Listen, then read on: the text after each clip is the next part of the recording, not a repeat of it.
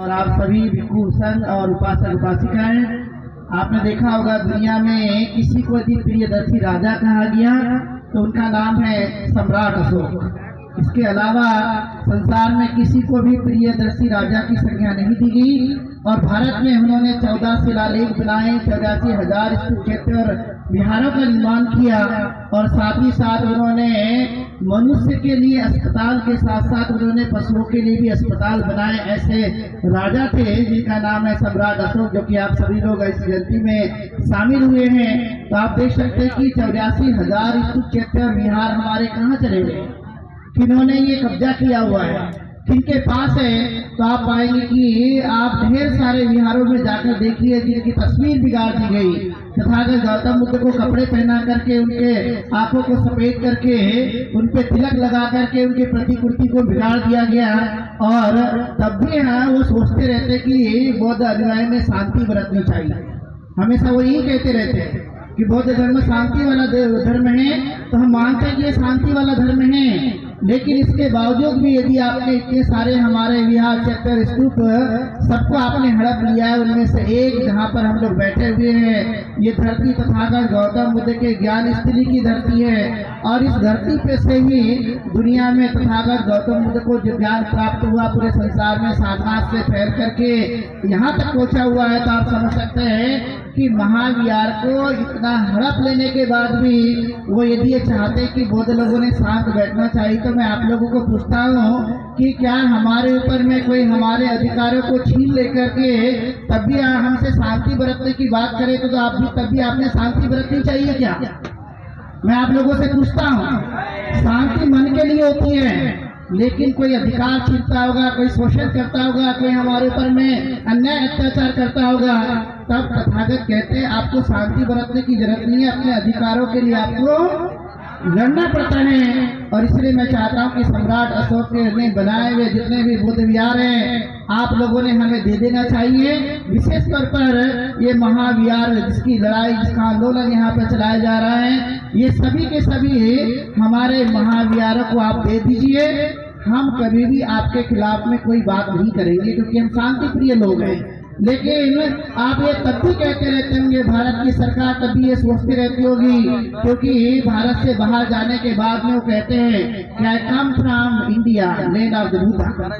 अभी भी कह दीजिए कि हम महाविहार को मुक्त करने के लिए यहाँ बैठे हुए हैं, तो आप आकर हमें सहयोग कीजिए और कह दीजिए कि ये महाविहार जो है बौद्धों को दे दीजिए। तब इन्हें शर्मिंदगी आती है, तब ये नहीं कहते। लेकिन दुनिया में तथागत को जाना जाता है, तथागत के धर्म को जाना जाता है, और इसलिए वो लोग वहां जाकर कहते हैं। इसलिए मैं बौद्ध अनुयायियों और भिक्षु भिक्षुनियों से बड़ी पैमाने पर आह्वान करता हूं, आप जो बड़ी संख्या में यहाँ पर इकट्ठा हुए, ये आज का दिन अंतिम दिन नहीं है।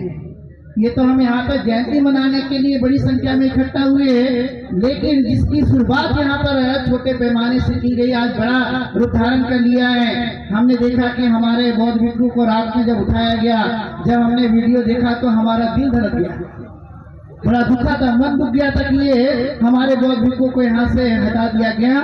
लेकिन वाजिब बात को लेकर के ये धरना आंदोलन चलाया जा रहा है। इसलिए सम्राट अशोक का ये धर्म, जिन्होंने तीसरी संगति के बाद 9 मिशनरीज को पूरे दुनिया में भेजा, चाहे वह श्याम हो, चाहे वह स्वर्ण हो, चाहे फिर वह अन्य और भी कई राज्य भारत के जहाँ पर तथागत का धर्म पूरे संसार में फैला था, उसका क्रेडिट यदि किसी को जाता है उसका नाम है सम्राट अशोक। इसलिए उन्होंने 9 मिशनरी भेजे थे।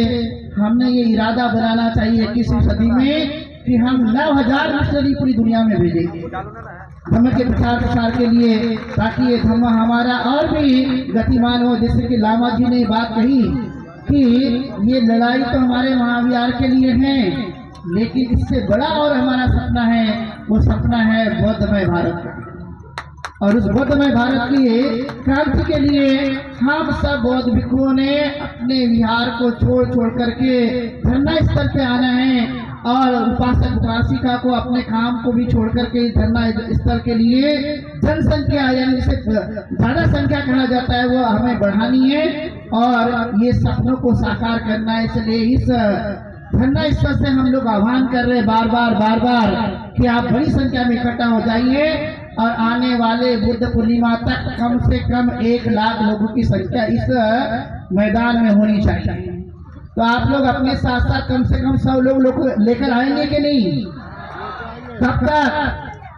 बुद्ध जयंती तक। तो आप हाथ खड़े करके बताइए मुझे कि आने वाले बुद्ध जयंती में इस धरना स्थल पर 1 लाख लोग कर देंगे।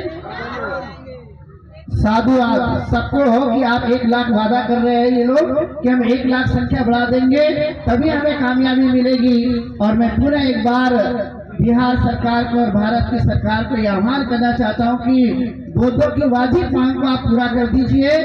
बौद्ध लोग जो शांति का धर्म अपनाते वो शांति से ही रहेंगे, लेकिन क्रांति करने के लिए आपने हमें उतारू कर दिया है। तो क्रांति भी करके हम दिखा रहे हैं और बड़ी संख्या में हम लोग यहाँ पर इकट्ठा होकर इसे कामयाब बनाएंगे।